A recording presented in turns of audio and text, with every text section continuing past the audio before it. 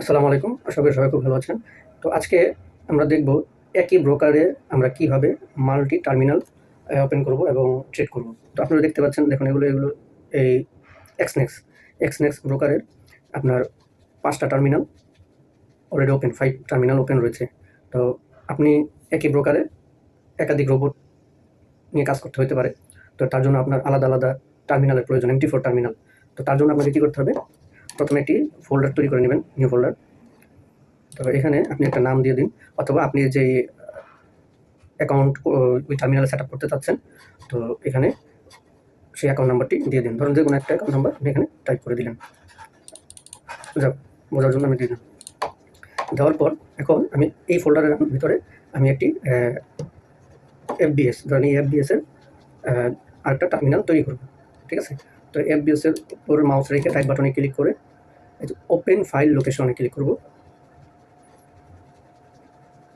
করার পর এখানে যতগুলো ফাইল রয়েছে অল সিলেক্ট করে, ঠিক আছে,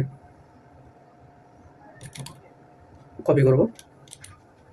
কপি করে সেই ফোল্ডারের ভিতরে পেস্ট করে দেবেন।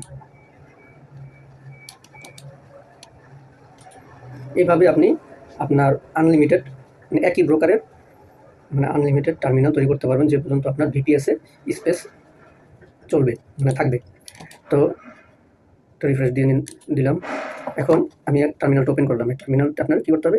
এই অপশন থেকে ওপেন করতে হবে। এটা না, এই পিকচার রয়েছে এটা না, এখানে তো সব বোঝার জন্য বলি, এখানে বড় কেবি দেখাবে, তার বুঝবেন সেটা থেকে, এগুলো না।